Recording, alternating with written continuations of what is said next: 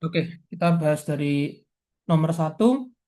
Pernyataannya benar tentang uretra maskulina. Yang kalian masih ingat di sini maskulina itu berarti ada laki ya maksudnya. Kita coba cek statementnya satu-satu. Berjalan dalam yang A itu yang salah adalah dia berjalan dalam corpus cavernosa. Seharusnya uretranya laki itu di corpora spongiosa. Sebenarnya di spongios. Makanya kalian nyebutnya adalah uretra pars spongiosa bukan cavernosa. Ya. Terus yang B yang salah adalah hanya untuk sistem urinaria. Enggak ya, karena kalau kita tahu spermanya laki itu juga jalan lewat uretra. Gitu. Dan yang C yang salah panjangnya sekitar 4 cm. Jujur aku sendiri nggak ngapalin panjangnya sih. Cuman pada laki itu nggak mungkin sependek itu gitu loh. Karena ya pada laki seharusnya panjang ya. Karena parsnya kan banyak. Beda sama cewek.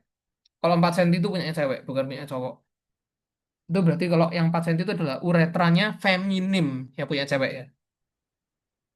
Terus yang D, uretra membranosa di prostat. Nah, yang salah tuh di prostatnya. Karena kalau di prostat ya namanya pars prostatika. Kalau yang di membran itu namanya adalah yang pars membranosa itu ada di diafragma urogenitalia. Jadi diafragma urogenitalia itu kayak suatu apa ya, celah atau suatu lapisan gitu ya, yang memisahkan antara traktus urinarius ya, bladder sama uretra dan penis kalau pada laki kayak gitu kira-kira. Jadi di sini yang benar adalah orifisium uretra, ujungnya ada glans penis ya. Logikanya kan ya benar ya. Jadi kalau ini kira-kira, ini aku bukan gambar vulgar ya, tolong jangan di screenshot, guys. Nah, misalnya penis tuh begini. Ya kan si orifisium uretra eksterna itu kan di sini ya, yang aku kasih pentul ini.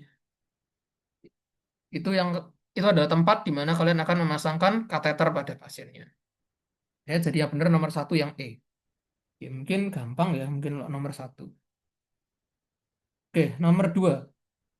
Penyebab tipikal glomerulonefritis membranosa sekunder. Nah, ini memang soal baru di angkatan kita belum ada, di tabul cutting pun juga tidak ada ya, atau mungkin tidak tercompile. Ini ada di kuliahnya Prof. Joko. Kalian lihat tabel ini ya.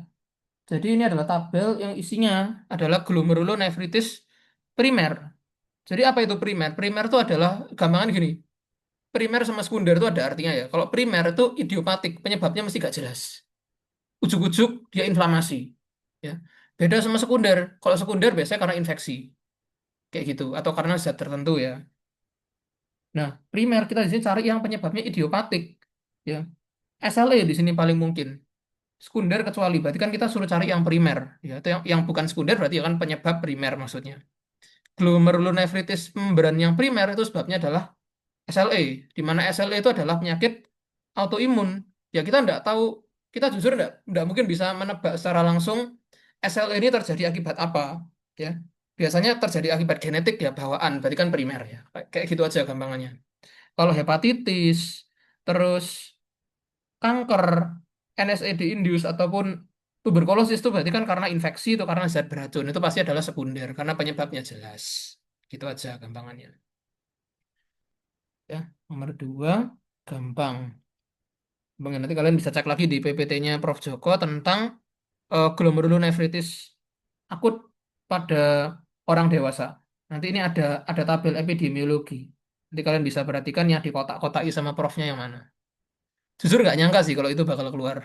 Karena H-1 nggak baca yang tabel-tabel seperti itu. Next, nomor tiga.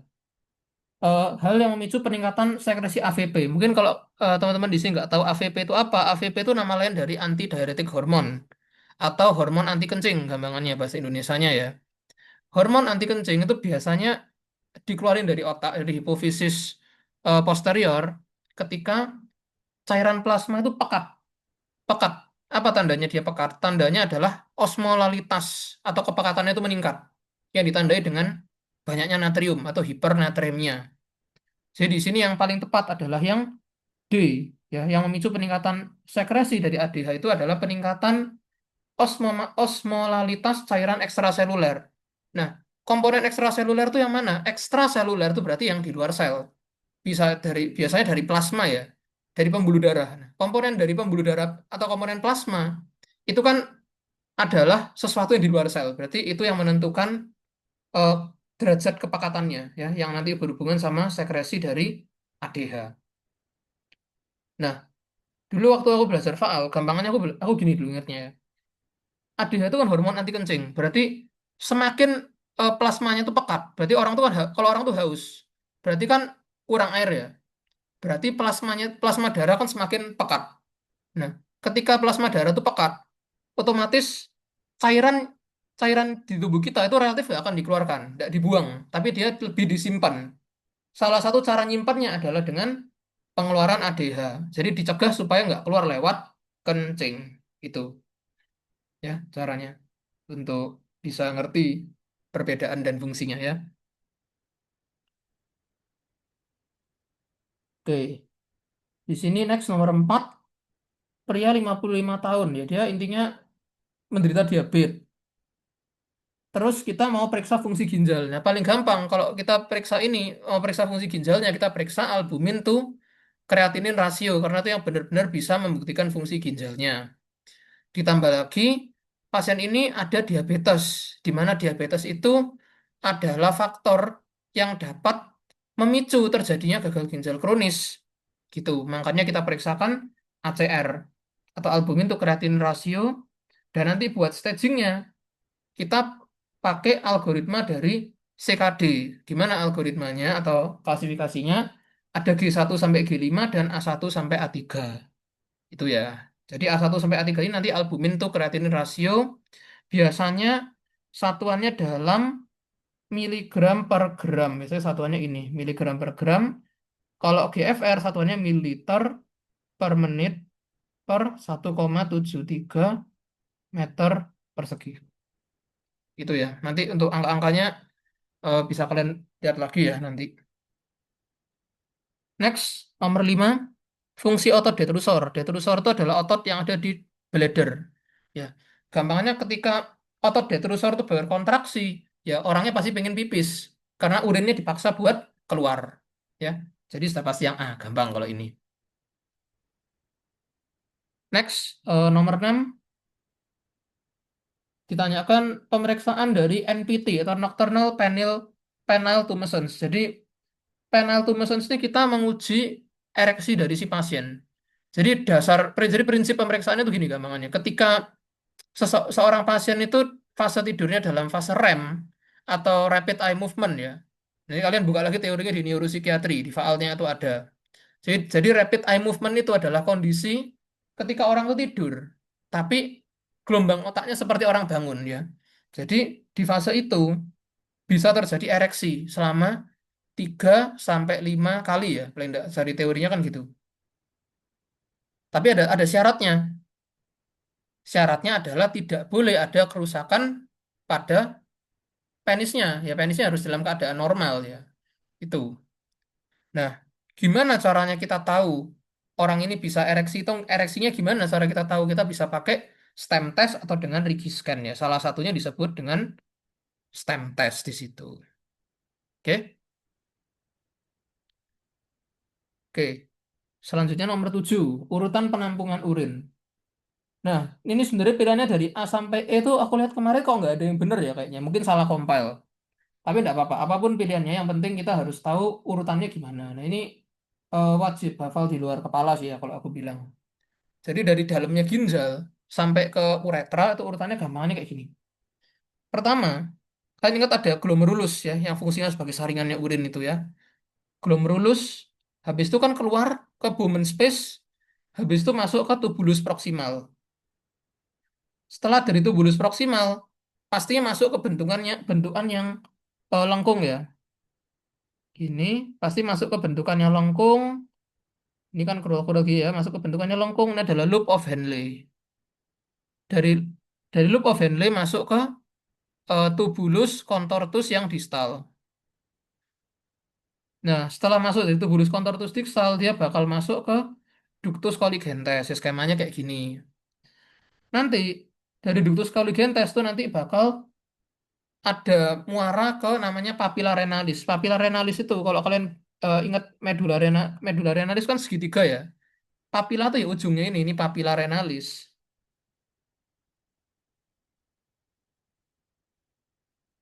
Nah, habisnya dari papilla renalis kan jadi calyx minor, sistem calyx ya. Sistem calyx dari mana? Jadi dari papilla renalis nanti jadi calyx minor, habisnya calyx minor masuk calyx mayor. Dari calyx mayor masuk ke pelvis renalis. Kalian ingat bentuk yang seperti jari. Seperti telapak dan jari itu adalah pelvis renalis. Habis dari pelvis renalis pasti masuk ureter. Ureter itu yang ada dua, jumlahnya kiri kanan tuh ada ureter ya. Habisnya masuk ureter, dia nanti masuk ke vesika urinaria atau kita sebut dengan buli. Habisnya dari buli keluarnya lewat uretra ya. Apapun pilihannya, kalian tinggal ingat saja urutan ini ya. Nanti soalnya mau dibalik pilihannya gimana pun ya udah. Pokoknya 12 tempat ini kalian harus tahu jalurnya seperti apa. Itu ya, kira-kira.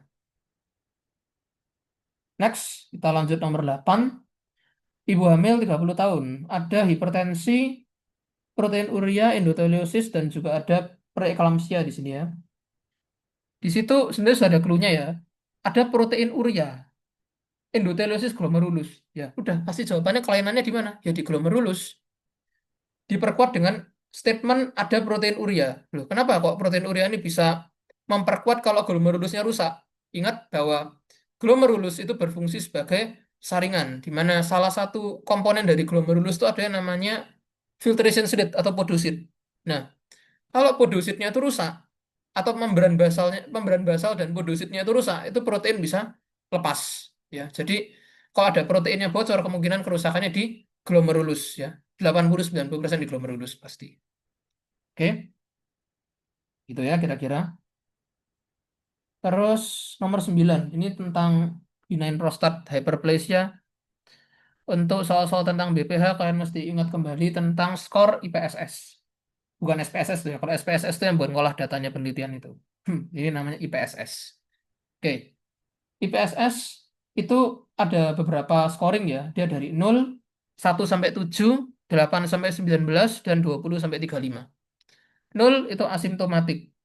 1 sampai 7 itu mild atau ya agak ya mild itu ringan masih ya. 8 sampai 19 moderate atau sedang, 20 sampai 35 itu adalah severe atau berat. Di sini IPSS-nya 7, berarti pasien ini ringan ya keluhannya.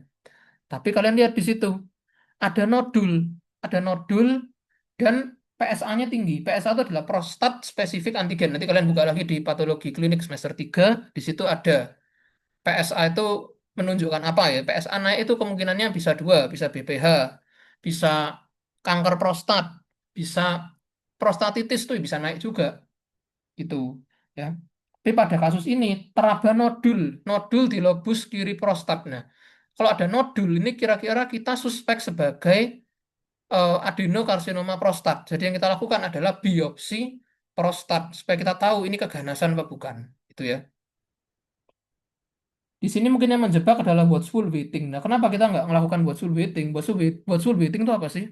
Jadi watchful waiting itu ya sesuai namanya ya. Berarti kita cuman nunggu dan ngamati. Berarti itu dengan cara observasi. Kita nggak melakukan tindakan apapun.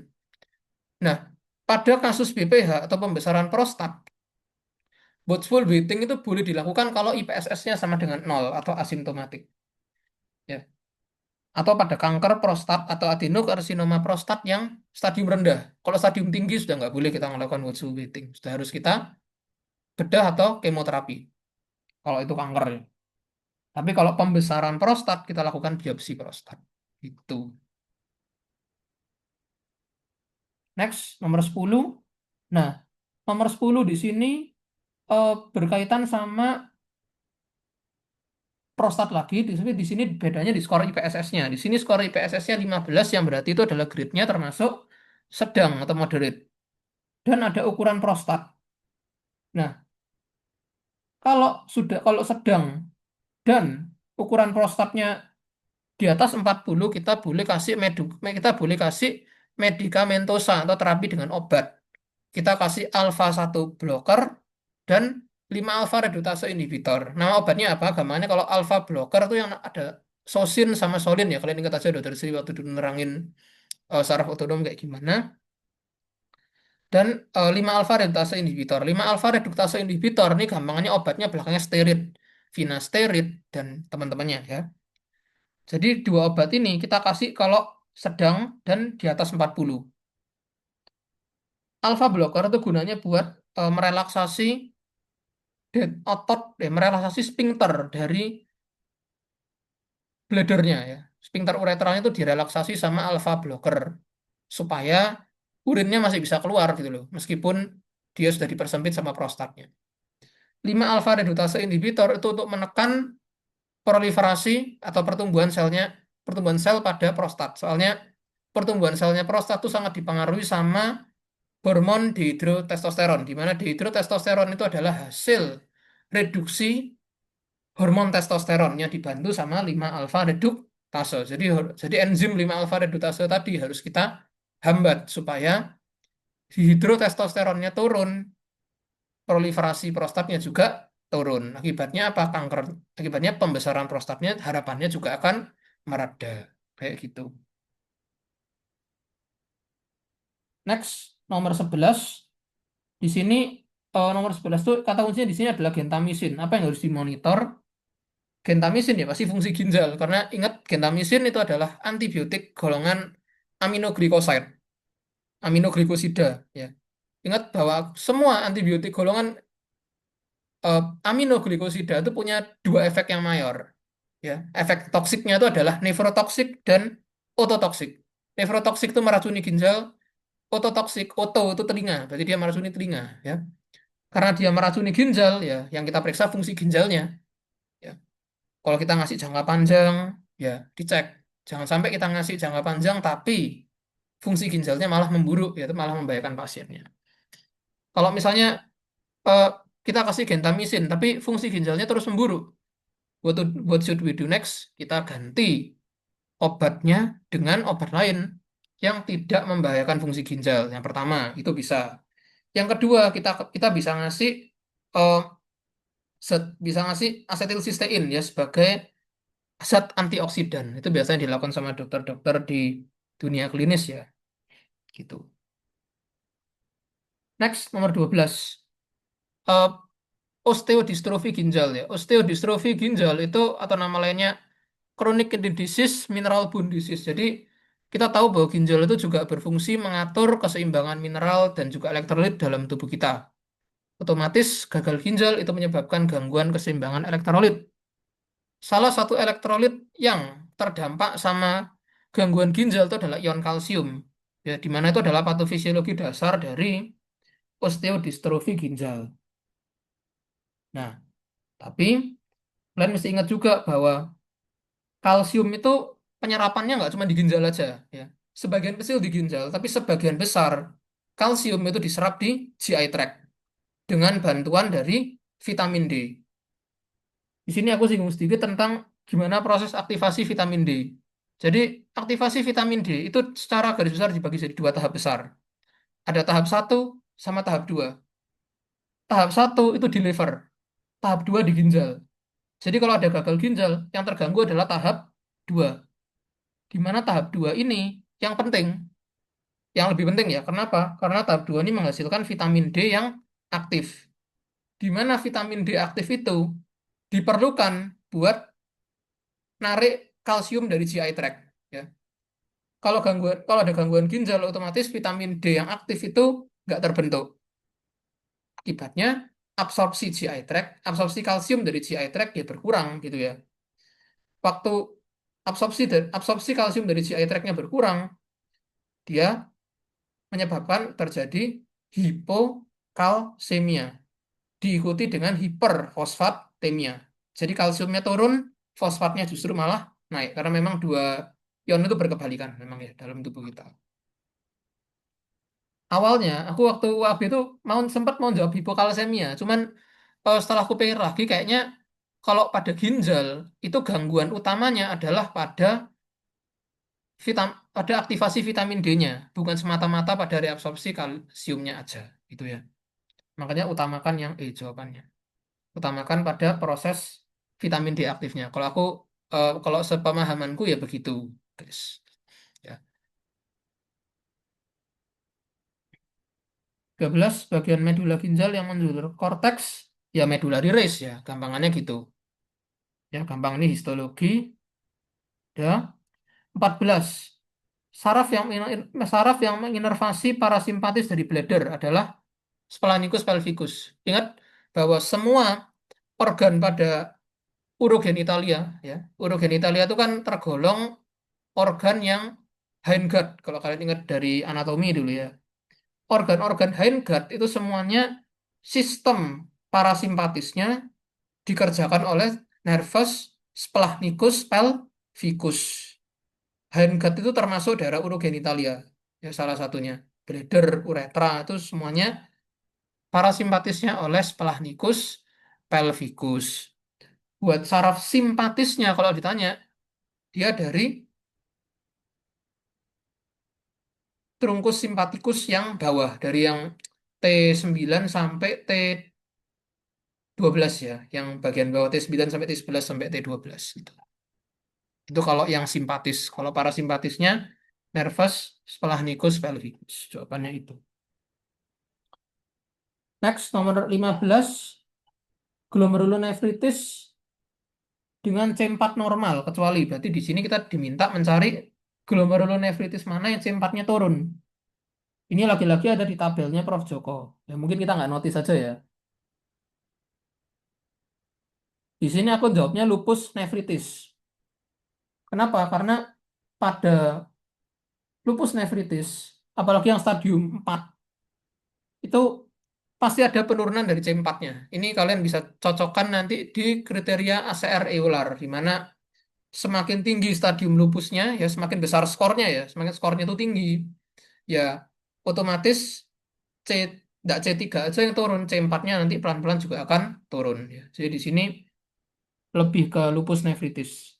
Kalau yang lain-lain ini C4-nya normal. Ya. Selain lupus nefritis, penyakit apa lagi yang C4-nya turun? Di sini ada glomerulonefritis eh, membranoproliferatif yang tipe 1. Jadi kalau tipe 1 itu tandanya apa? C4-nya turun. Kalau tipe 2 C4-nya baik-baik saja. Kalian ingat 1 C4 turun. Yang membranoproliferatif glomerulonefritis yang tipe 2 ya kebalikannya, gitu aja. Ya.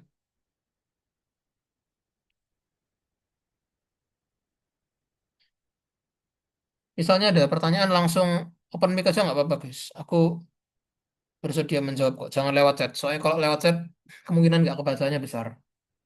Ya. Next aku masuk dulu ke nomor 16. Di sini ada pasien dengan luka bakar ya. Oke, luka bakar, penurunan kesat. Oke, luka bakar luas tiba-tiba dia kejang. Terus di sini dicek ya. Kadar natrium plasmanya 120. Nah, 120 berarti di bawah range normal. Yang normal kan 135 sampai 145. Dia 120 berarti di bawahnya banget. Dia berarti terjadi hiponatremia. Kalau terjadi hiponatremia, berarti pada pembuluh darah atau pada vaskular itu natriumnya lebih dikit. Ya, natrium yang lebih sedikit itu artinya plasma itu menjadi lebih encer. Plasma encer itu bahaya atau enggak? Jawabannya bahaya. Kenapa? Karena kalau plasmanya lebih encer daripada organ, cairannya pasti pindah dari plasma dari pembuluh darah ke dalamnya otak. Karena kan air pindah itu selalu dari konsentrasi yang lebih tinggi ke lebih rendah. Ya. Tadi ingat plasmanya encer ya. Karena hiponatremi, plasmanya encer, berarti airnya lebih banyak dibandingkan otak. Akibatnya airnya pindah dari yang konsentrasi tinggi ke konsentrasi yang lebih rendah. Airnya berarti pindah dari pembuluh darah atau dari plasma menuju ke selnya otak, selnya cerebri. Disitulah terjadi edema cerebri. Edema cerebri akhirnya menimbulkan kejang. Ya, jawabannya yang E di situ. Makanya kenapa dulu waktu neurosiki, waktu kita belajar tentang bab kejang dan epilepsi, itu diajari bahwa hiponatremi merupakan salah satu penyebab terjadinya kejang. Kok bisa? Karena itu tadi, karena masalah kepekatan cairan. Kalau natriumnya turun, yang di luarnya otak itu menjadi lebih encer. Konsentrasinya kan konsentrasi airnya lebih banyak kan kalau dia encer. Akibatnya cairan dari luar tadi masuk semua ke otak. Ya, akhirnya otaknya bengkak. Kalau otaknya bengkak, konduksi listrik di otak itu bisa terganggu. Salah satunya bisa menyebabkan eksitasinya berlebihan atau overeksitasi akhirnya bisa terjadi kejang kayak gitu. Ya.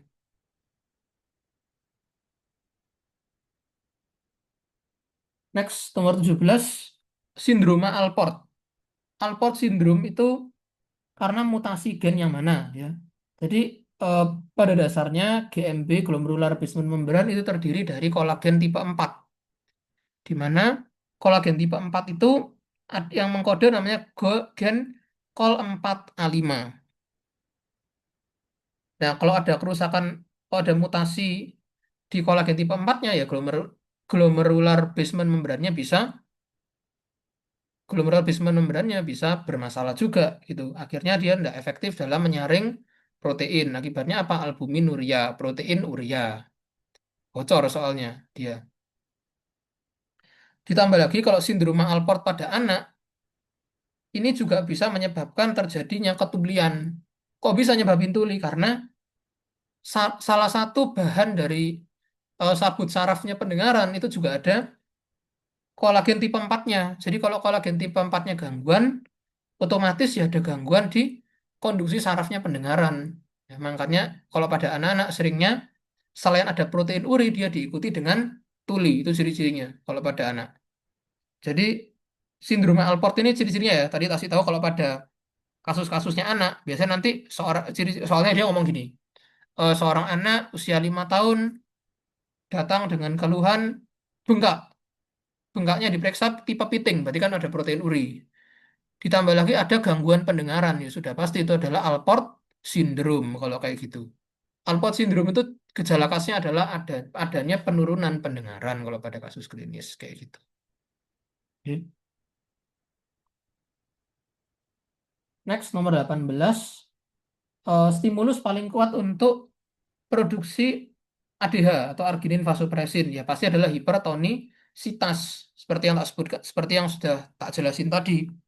Kalau plasmanya makin pekat, berarti airnya kan kurang tuh.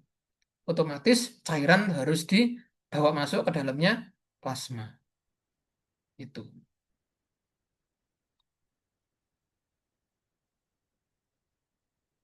Next, nomor 19. Terapi antibiotik pada ISK ya, tapi kita nggak tahu bakterinya apa. Ya namanya terapi empiris. Di situ empiris itu jadi berdasarkan hasil penelitian. Artinya. Jadi menurut penelitian misalnya dikasih antibiotik A, ini efektif. Ya sudah, berarti antibiotik A itu yang dipakai. Kayak gitu. Kalau kita nggak tahu, kita lakukan terapi empiris.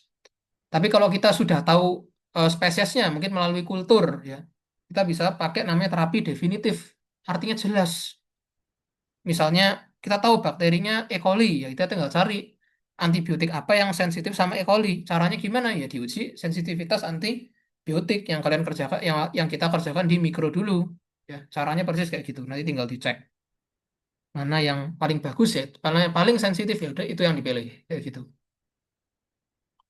Next, nomor 20. Anak dengan berat badan 29, lidokainnya berapa? 4 cc. Udah ingat itu aja. Ini waktu teramed kalian sudah pasti diajarin ya. Next, nomor 21. Intinya pasien ada diabetes ya, ada nodul paru, habis ada nodul paru setelah X-ray. Di sini butuh CT scan dengan kontras. Nah, sebelum dikontras semuanya normal, tapi setelah dikontras tinggi. Nah, kalian ingat bahwa cairan kontras itu merupakan salah satu bahan yang sifatnya nefrotoksik, ya, atau meracuni ginjal. Apa dampaknya? Salah satunya adalah acute tubular necrosis atau namanya ATN singkatannya. Di sini apa bahayanya ATN? ATN di sini bisa menyebabkan sel-sel epitel tubulusnya lepas. Akibatnya pada urin akan tampak granular cast atau pecahan dari epitel tubulus renalis. Ini ada di eh, materi praktikumnya PK semester 3 dulu. Jadi ya materi-materi yang dulu tolong jangan dirombeng dulu ya karena banyak yang membawa manfaat ke kita sampai sekarang. Jadi nomor 22 sudah dijelaskan ya. Kalau cairan kontras itu biasanya berhubungan sama akut tubular nekrosis. Cuman aku nggak tahu. Kalau nggak salah soal ini tuh ada nyebut-nyebut edema ya, atau nyebut-nyebut protein uri dan edema gitu ya, bengkak. Ya. Kalau bengkak atau edema itu kemungkinan juga ada, juga mengarah ke glomerulonefritis itu. Cuman kalau dari arahnya ya lebih ke ATN sih, karena masalah dengan the main problemnya adalah pada cairan kontrasnya. Gitu, itu ATN nanti akibatnya. Acute tubular necrosis. Kayak gitu. Next nomor 23 yang masuk dalam faktor kerentanan. Jadi kerentanan tuh ya faktor yang nggak bisa kita atur. Contohnya apa? Usia tua atau ada keluarga yang pernah punya riwayat gagal ginjal atau penyakit ginjal itu nggak bisa kita hindarin, ya sudah takdir itu istilahnya. Kalau susceptibility orang tua kan ya termasuk ya. Kalau seandainya besok dibalik, ditanyakan faktor yang lain ya harus bisa ya. Misalnya kayak initiation. Initiation itu adalah sesuatu yang menyebabkan gagal ginjal kronis. Contohnya apa? Di situ penyakit autoimun pasti. Obstruksi saluran kemih ya pasti juga, yaitu bisa nyebabin gagal ginjal at the end. Terus kalau progression factor itu adalah faktor-faktor yang bisa memperberat terjadinya, yang bisa memperberat gagal ginjal kronisnya. Contohnya apa? Kebiasaan merokok dan protein urea yang berat gitu ya. Next 24 yang merupakan high risk dari acute kidney injury pasca operasi adalah yang A kalau aku bilang ya. Coroner coroner artery bypass graft CABG. Jadi gampangnya gini, mayoritas tindakan dari vaskuler, tindakan pembuluh darah ya maksudnya pembedahan pembuluh darah itu akan resikonya tinggi untuk menjadi acute kidney injury. Karena ingat ginjal itu berhubungan sama vaskular. Kayak gitu.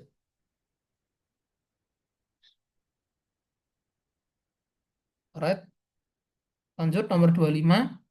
Indikasi dialisis pada anak dengan CKD ya kalau stadiumnya 5. Pada orang dewasa pun juga sama. Kita melakukan hemodialisis kalau dia di bawah 15 atau CKD-nya dia G5 kayak gitu. 26, colok dubur apa yang bisa kita periksa kecuali nah yang nggak bisa kita periksa melalui colok dubur adalah suhu rektum. Karena ingat kita bukan dukun, kita adalah manusia biasa, kita nggak bisa tahu dengan kita colok gini kita nggak tahu ini suhunya berapa. Ya, untuk tahu kita harus pakai termometer rektal namanya. Tuh.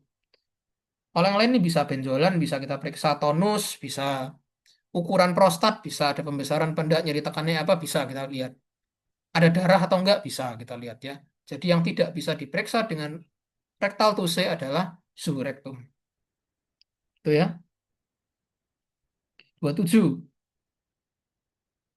Ini ada lesi atau ada kerusakan pada arteri renalis segmentalis anterior. Jujur ini aku pakai logika sih. Dan tapi logikanya ya benar juga kalau dilihat dari gambarnya. Jadi arteri renalis segmentalis anterior itu memberi suplai darah pada yang apa ya? Dia memberi suplai darah pada korteks anterior. Jadi kalau alirannya terputus ya korteks anterior itulah yang akan infark gitu. Aku mikirnya karena ada anterior ya sudah berarti kira-kira dia ngasih makan ke yang bagian anterior gitu. Oke ya. Next 28. 28 intinya pasien ginjalnya bermasalah karena ada naproxen ya karena dikasih naproxen. Jadi naproxen sendiri itu merupakan obat golongan NSAID ya. Golongan NSAID sendiri itu kerjanya gimana? Kerjanya dia dengan menghambat enzim COX yang akan menurunkan prostaglandin. Sebenarnya kenapa kok prostaglandin itu mesti diturunin? Supaya pasiennya nggak nyeri. Sebenarnya kan gitu, tapi itu bisa membahayakan ginjal. Karena prostaglandin itu sendiri adalah vasodilator untuk arterial aferen. Kalau prostaglandinnya turun, arterial aferennya pasti konstriksi. Akibatnya apa? Aliran darah ginjalnya turun, glomerular filtration rate-nya pasti akan turun juga ya. Makanya di situ jawabannya yang C. Next 29 intinya pasien chlamydia ya, gonorrhea plus chlamydia. Regimen yang bisa kita pakai apa aja? Di sini ada 3 yang bisa kita pakai ya. bisa pakai cefixim atau cefixim oral atau ceftriaxone intramuskuler single dose, atau juga bisa ditambah dengan asitromisin karena ada chlamydia berarti kita harus nambahkan asitromisin atau doxycycline gitu.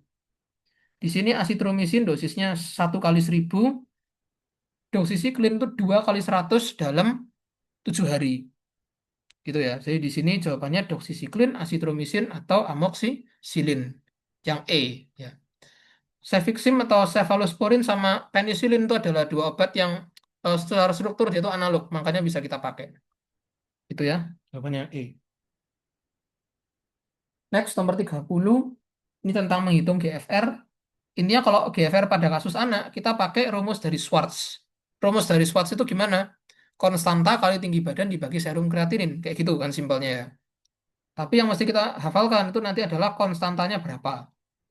Pada anak 10 tahun, konstantanya itu 0,55. Nanti habisnya, ini aku kasih daftarnya per usia itu konstantanya berapa. Karena nanti itu ada, karena beda-beda. Nanti pada balita berapa, nanti lain lagi. Pada neonatus berapa, itu nanti lain. Ya, jadi K itu yang menentukan berapa GFR-nya. Ya, kalau kita sudah tahu pasiennya 10 tahun, K-nya itu 0,55. Berarti kita langsung masukkan rumusnya 0,55 kali 142 dibagi 2,8. Ya, kalau kita hitung kira-kira nih jawabannya sekitar 27. Ya, jawabannya A. Kayak gitu, 27,9. Ngitungnya nggak usah persis-persis. Kalian bisa pakai cara kira-kira aja. Nanti kalian bisa menebak ini kira-kira ngarah kemana jawabannya. Karena angkanya kan beda-beda. Nggak dempet-dempet ya angkanya. Itu. Next, nomor 31. 31 ini GFR-nya orang dewasa. Kalau orangnya dewasa, kita pakai rumus dari Cockcroft-Gault. Gimana persamaannya Cockcroft-Gault? Persamaannya Cockcroft-Gault itu caranya gini. 140 dikurangi umur. Dikalikan berat badan.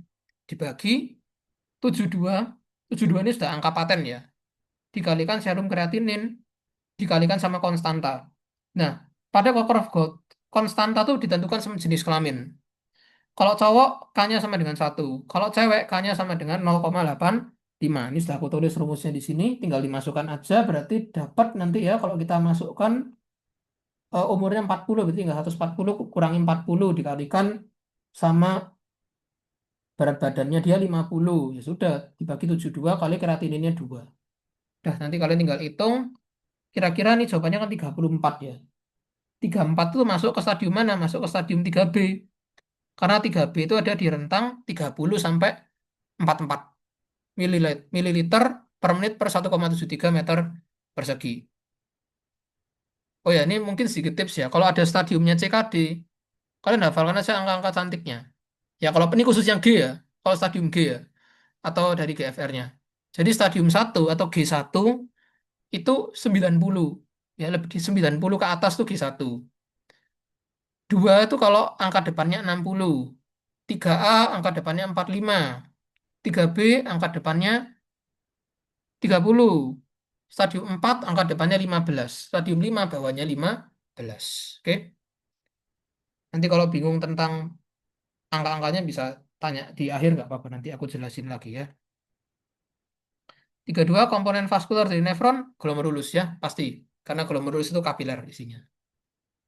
Next, 33 pasien kecelakaan lalu lintas. Ini lalu lintas tapi dikasih tahu serum kreatininnya sama dengan 2. Sebenarnya serum kreatinin sama dengan 2 ini adalah kontraindikasi kalau mau dikasih kontras. Tapi ingat karena ini instead of emergency, kita dahulukan keselamatan pasien. Ya, kita dahulukan keselamatan pasien, kita sembuhkan traumanya pasien, cedera pasien, baru kita cuci darahnya. Di sini kreatininnya 2. Ya, karena keadaan emergency. Ingat ya, untuk semua kasus trauma traktus urinarius, modalitas imaging yang kita pakai adalah CT scan plus kontras. Ingat itu. Apapun kasusnya, sekalipun kreatininnya dia 200, tetap kita lakukan CT scan dengan kontras. Kalau itu adalah kasus trauma tractus urinarius. Kayak gitu. Next, nomor 34. Ini sindroma nefrotik ya. Kalau dilihat dari keluhannya ya, ada edema, ada kreatinin meningkat, ada hipoalbumin, ada hiperkolesterol. Ini adalah nephrotic syndrome. Ditanyakan apa komplikasi dari nephrotic syndrome yang dialami oleh pasien. Nah, di sini yang menjadi kata kunci adalah proteinuria dan edema. Apa hubungannya? Jadi kalau proteinnya itu keluar lewat urin ya kebocoran, kan tekanan onkotik plasmanya turun. Ya, tekanan onkotik plasma yang menurun itu menyebabkan cairan itu keluar dari pembuluh darah. Ya, kalau cairannya keluar, kalau air itu keluar dari pembuluh darah, akibatnya volume darahnya cenderung turun. Pasti ya, volume darah turun menyebabkan tekanan darahnya turun dan terjadilah shock hipovolemik atau yang disebut dengan preload shock ya. Nama hypovolemic shock itu termasuk ke dalam shock preload atau jantungnya yang atau aliran darah yang masuk ke dalam jantung itu berkurang karena pengurangan volume cairan. Kayak gitu. Jadi ini shock hipovolemik ya. Terus aku jelasin nanti untuk penjelasan detailnya kalian bisa lihat di coret-coretannya. Next nomor 35. Di sini kasus tentang BPH lagi. Di sini clue-nya adalah ada lipatan paha kiri. Lipatan paha kiri ini kemungkinan adalah hernia. Biasanya hernia inguinalis biasanya paling sering. Ya. Nah, yang kita lakukan kalau apalagi IPSS-nya 26 ya. Kalau IPSS-nya 26 ini berarti sudah termasuk yang severe atau sudah parah berarti ini. Ya, kalau sudah parah otomatis kita harus lakukan TURP buat prostatnya dan kita lakukan juga hernioplasti buat hernianya gitu. Next nomor 36, gagal ginjal akut iskemik. Ini jujur termasuk salah satu soal yang aku agak galau ya waktu UAB kemarin. Intinya iskemik itu karena penurunan renal blood flow yang akhirnya menyebabkan oksigennya turun dan terjadi iskemia renalis. Nah, di sini kalau kita lihat satu-satu dari pilihannya, nekrosis ini bukan etiologi. Kalau ini aneh yang salah adalah ya nekrosis itu adalah akibat sebenarnya. Dia bukan penyebab. Akibatnya karena iskemi jaringannya mati terus jadi nekrosis kayak gitu. B. Penurunan vasodilatasi sebagai respon terhadap NO. Nah, ini menurutku salah karena NO atau nitrous oxide itu seharusnya meningkatkan terjadinya vasodilatasi karena dia adalah vasodilator. Jadi di sini kemungkinannya benar yang C. Peningkatan vasokonstriksi karena endotelin. Jadi endotelin itu adalah lawannya NO. Kalau NO atau nitrous oxide tadi adalah vasodilator, endotelin itu termasuk vasokonstriktor. Jadi dia nanti menyempitkan pembuluh darah ya. Kalau pembuluh darahnya nyempit, alirannya kan berkurang. Alirannya berkurang, oksigennya turun. Oksigennya turun, iskemia. Iskemia terjadi kematian sel-sel ginjal, kematian nefron ginjal. Kayak gitu ya mikirnya. Next, nomor 37, pasien CKD dengan hemoglobinnya turun. Ini berarti adalah penurunan hormon eritropoietin. Jadi kalau ada kasus anemia kayak gini, anemia dengan gagal ginjal itu pasti kaitannya dengan eritropoietin. Gampang ya. Next, 38, yang membentuk celah filtrasi ya pedicle. Pedicle sel podosit. Gampang ya yang D. Next, nomor 39, bayi 5 bulan meningitis kesadarannya turun, butuh kultur anaerob. Nah, kalau kita ditanya kultur anaerob, cara ngambil sampelnya ada dua, yang paling terkenal. Yang pertama ada urin porsi tengah midstream, yang kedua adalah dengan aspirasi suprapubik.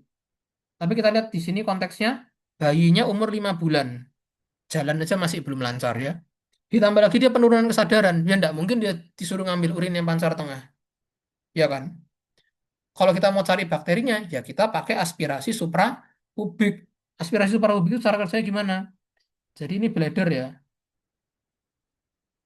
bladder atau buli. Ini kita tusuk caranya nanti. Ditusuk pakai ada kateter khusus, yang namanya prosedurnya sistosomi perkutan gitu loh. Nah itu ditusuk nanti di aspirat urinnya dimasuk. Nah, ini aspirat itu guys. Tarik ke sono nanti. Next nomor 40. Oke, ini ada pasien dari Afrika ya. Kita curiga ini ada daerah endemis penyakit pasti ya. Di sini pasiennya jaundice dan urinnya seperti Coca-Cola warna coklat. Ini adalah khas dua gejala dari black water fever. Black water fever itu disebabkan oleh alergi dari kina atau quinine. If you don't know, kina itu sama dengan quinine, mungkin yang IUP ya. Bingung apa? Kina itu, jadi kina itu nama lain dari quinine. Yang 40 sama 41 ini nyambung soalnya. Gejalanya disebut black water fever, penyebabnya karena alergi atau hipersensitivitas terhadap obat kina atau quinine. Tuh. Next, nomor 42. Tekan, waktu tidur atau beraktivitas, tekanan darah itu bisa normal, bisa naik. Gimana cara kita ngatur? Caranya kita mengatur adalah dengan metode autoregulasi ginjal. Jadi autoregulasi itu gimana? Ginjal itu bisa mengatur eh, konstriksi dari pembuluh darahnya itu sendiri. Konstriksi atau dilatasi. Ada dua metode, ada dua cara, dengan cara myogenik dan cara tubulogromerular feedback. Kalau myogenik berarti kita langsung melalui otot polosnya, gitu. Jadi secara gampangannya autoregulasi itu gimana sih? Jadi gini, kalau GFR-nya itu ketinggian, ya kita turunkan. GFR-nya terlalu rendah, ya kita naikkan. Prinsipnya gampang-gampangannya kayak gitu aja. Ya. Kalau saya tak jadi singkat aja ya, supaya kalian ada bayangan kira-kira gimana. Kalau myogenik itu biasanya, myogenik itu alirannya itu bisa kayak gini ya. Kalau misalnya renal blood flow-nya terlalu meningkat, itu bisa menyebabkan glomerular glomerular filtration-nya tinggi kan. Glomerular GFR-nya tinggi itu bisa menyebabkan tekanan hidrostatiknya glomerulus itu besar. Akibatnya kan terjadi regangan pada glomerulus ya. Nah, regangan glomerulus itu bisa memicu kontraksi dari otot polos di arterial aferen sehingga di situ terjadi konstriksi dari arterial aferen. Harapannya apa? GFR yang tadinya tinggi itu diturunkan supaya terkoreksi, supaya dia nggak terlalu tinggi kayak gitu. Sebaliknya kalau dia terlalu rendah ya sama aja prinsipnya. Kalau misalnya eh, diameter dari arterial aferennya terlalu rendah ya pasti ada mekanisme yang berfungsi buat melebarkan arterial aferennya ya kebalikannya yang tadi berarti. Kalau tubuloglomeruler itu biasanya hubungannya sama natrium, sama garam ya. Jadi tubulus itu kan fungsinya buat reabsorpsi garam-garam ya, termasuk salah satu natrium. Nah, tapi transporter natrium di tubulus itu pasti punya kekuatan yang berbeda-beda. Kalau dia kekuatannya lebih dari kekuatan maksimum, dia pasti bakal minta glomerulusnya buat stop dulu ya. GFR diturunkan sama dia. GFR-nya diturunkan supaya apa? Supaya natrium yang masuk tidak berlebihan. Harapannya tubulus itu masih bisa mereabsorpsi secara maksimal ya. Kurang lebih kayak gitu. Nanti kalau kalian bingung di akhir mau tanya silakan. Ya. Next nomor 43. Ketika ada hipotensi karena perdarahan dan RBF-nya turun, itu urutannya gimana ya? Jadi gini, kalau ada kasus perdarahan itu pasti namanya hipovolemia ya. Hipovolemik atau prerenal injury. Di situ menyebabkan renal blood flow-nya bakal turun. Nah, kalau aliran darah yang masuk ginjal itu kurang, berarti kan peregangan dari arterial aferen itu pasti juga berkurang. Akibatnya apa? Akibatnya renin itu dilepaskan supaya renin angiotensin aldosteron sistem itu teraktivasi gitu. Ya. Harapannya apa? Dengan adanya aldosteron, cairan itu bisa diretensi. Jadi dia nggak hilang istilahnya dari tubuh kita. Sehingga cukup buat ngasih makan ke ginjalnya. Ya, kayak gitu kira-kira. Itu memang agak ribet ya, but that's okay. Next, nomor 44, eh, fungsi ginjalnya normal, dia mau lihat fungsi ekskresi. Kalau dengan fungsi ginjal normal mau lihat ekskresi, pakailah pielografi intravena atau namanya IVP.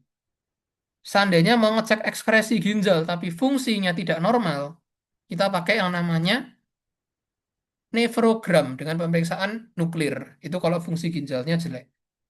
Gitu ya. Selagi fungsi ginjalnya bagus, pakailah IVP atau pielografi intravena. Next, soal tentang kultur urin ya, di sini ada bakteri gram positif dengan katalase positif, koagulasi negatif dan sensitif novobiosin. Ini adalah kata kuncinya ya. Kalau gram positif di sini kita bisa exclude E. coli karena E. coli itu gram negatif. Terus katalase positif di sini pasti adalah golongan Staphylococcus. Staphylococcus kita bisa cek koagulasenya. Koagulase plus, koagulase positif apa koagulase negatif? Kalau koagulase positif pasti aureus. Kalau koagulasenya negatif, dia bisa epidermidis, bisa saprophyticus. Kita cek sama novobiosin.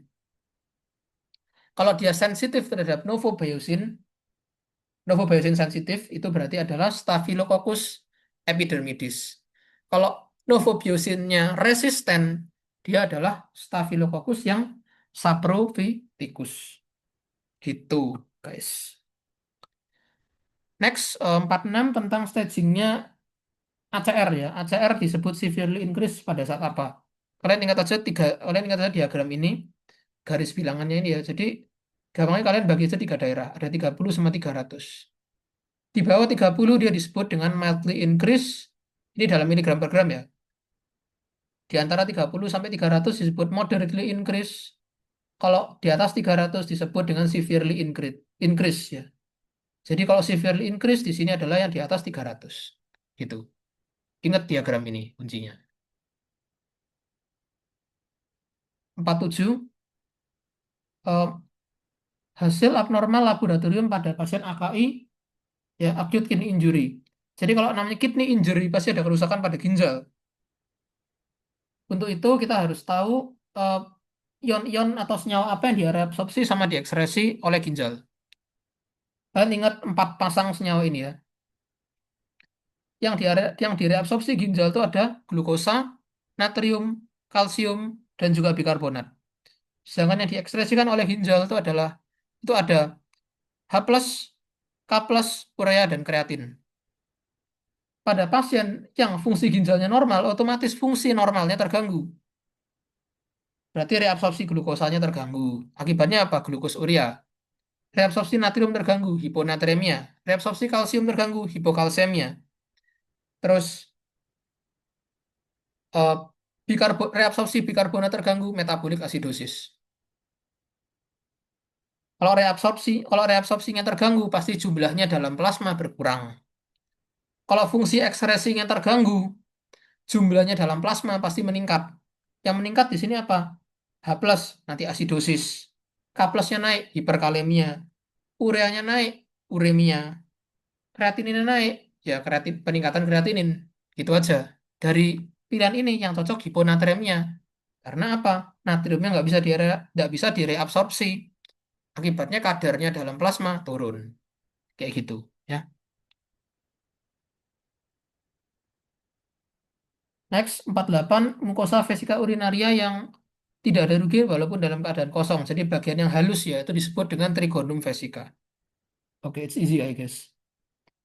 Next, 49, di sini pasien dengan demam 3 hari ya. Demam 3 hari, nyeri saat BAK, dikasih tahu tensinya 85/54, akralnya dingin.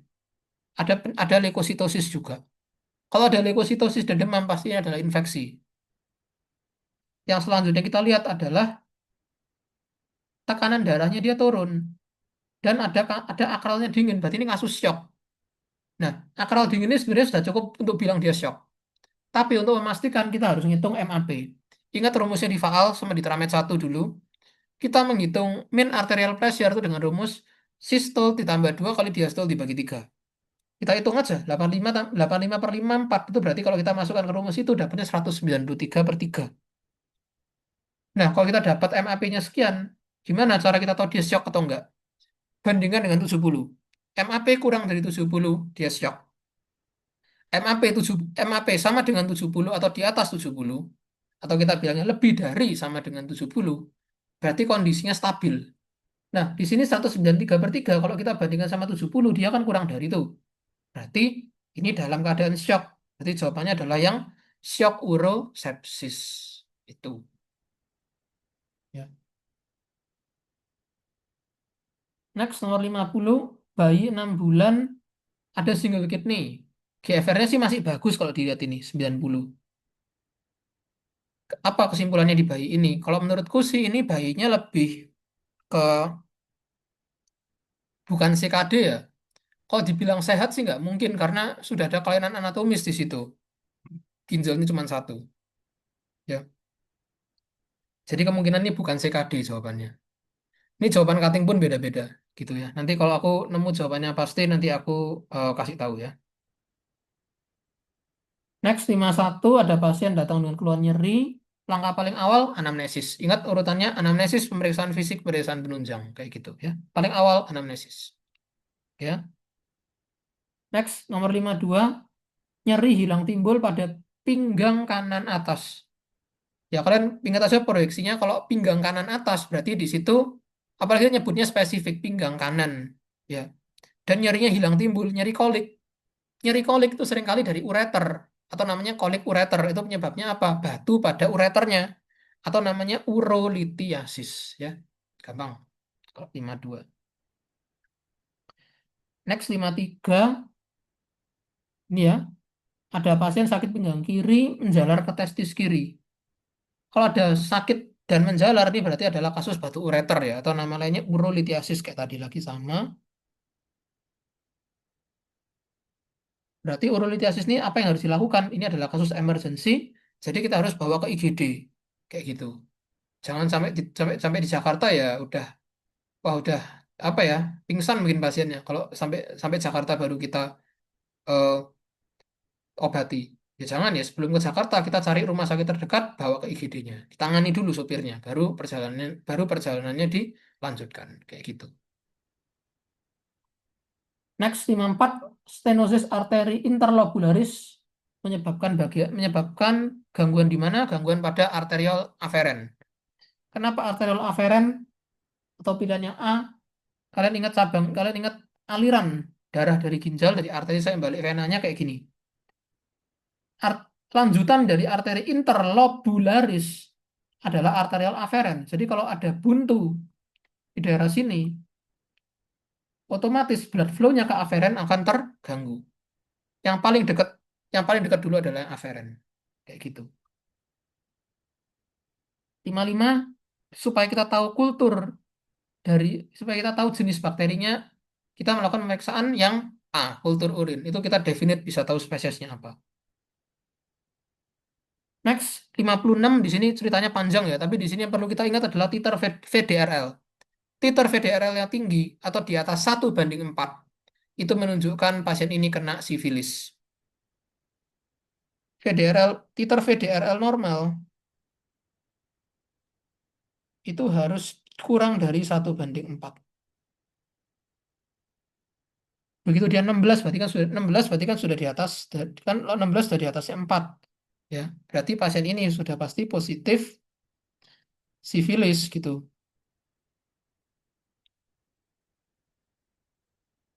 Kalau positif sifilis terapinya apa? Kita bisa pakai benzathine penisilin G 2,4 juta IU single dose intramuskular ya cara masukinnya. Atau ada alternatif kedua. Kita bisa pakai intramuskular benzathine G 1 juta IU single dose ditambah dengan probenesid 1 gram. Probenesid itu adalah obat urikus urik. Dia tujuannya untuk meningkatkan efektivitas antibiotiknya. Biar antibiotiknya nggak langsung dibuang. Kayak gitu kira-kira. Eh, let's continue. Nomor 57. Sel yang saling berdekatan dan tampak gelap, makula densa. Ya, dia bagian dari JG aparatus. Gitu ya. Next 58, micturition reflex atau refleks perkemihan. Intinya refleks perkemihan itu dipicu oleh adanya distensi atau regangan pada dindingnya bladder. Gitu. 59, pembuluh darah yang membawa aliran darah ke kapiler glomerular adalah arterial aferen ya, gampang kalau itu. Di sini 60 radiologi hasil foto polos abdomen. Foto polos di situ adalah foto yang tanpa kontras ya artinya. Kalau ada gambar gini, ini tanpa kontras, begitu banyak itu pasti adalah batu Staghorn, pasti ya. Staghorn itu ciri-cirinya dia memenuhi lobus ginjalnya, itu.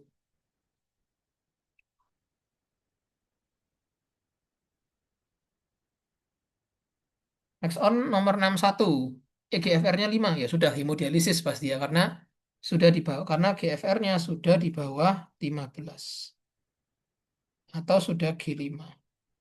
Ini pasti langsung hemodialisis, tidak ada lain caranya itu. Next, 62. Obat-obatan yang dibersihkan lewat hemodialisis di situ ada tiga, ada dua obat yaitu aminoglikoside dan juga litium. Ya, di situ kebetulan adanya litium. Cuman kalau besok nggak ada litium, kalian pilihnya adalah aminoglikoside. Aminoglikoside itu antibiotik, isinya apa aja? Ada aku ngerti dulu gak ono, ingat dulu singkatannya. Gak ono itu kepanjangan dari apa? Gentamisin, neomisin, neomisin, dan kanamisin itu adalah tiga aminoglikoside ya. Either aminoglikoside atau Li itu dibuang lewat dialisis. Gitu.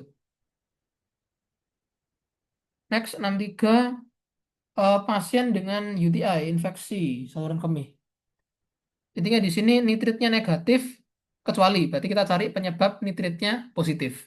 Itu ya. Atau nitritnya nggak terbaca. Sorry, atau nitritnya ada gitu ya maksudnya. Nitrit negatif kecuali berarti cari yang nitritnya positif. Di sini vitamin C itu sebenarnya bisa menyebabkan false negatif. Vitamin C itu pasti nyebabin false negatif ya kalau kita lihat di sini. Terus peningkatan berat jenis juga bisa.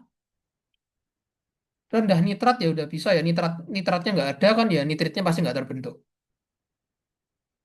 Urinnya kurang dari 4 jam ini juga bisa menyebabkan false negatif karena untuk bakteri itu bisa mereduksi nitrat menjadi nitrit itu butuh at least 4 jam. Jadi kalau belum 4 jam ya nitritnya otomatis belum terbentuk itu nanti bisa false hasilnya. Itu. Jadi di sini yang menyebabkan nitrit positif itu adalah bakteri gram negatif. Bakteri gram negatif atau bakteri-bakteri di saluran cerna itu biasanya mereduksi nitrat. Akibatnya ya nitritnya terbentuk jadi nitrit positif kayak gitu. Oke. Next nomor 64 ya 64 di sini Staphylococcus epidermidis itu adalah flora normal daripada uretra. Kayak gitu. Next nomor 65 di sini ada pasien gonore ya intinya kalau dilihat dari ceritanya di sini ada Diplococcus gram negatif di antara sel PMN ya sudah ini pasti adalah Neisseria gonorrhea. Nah, kalau gonore, tapi dia dikasih tahu pasien ini sudah tidak makan. Ya, kalau pasiennya sudah nggak makan, kita jangan pilih obat-obatan yang lewat saluran pencernaan. Takutnya bisa merangsang respon muntah dari pasiennya.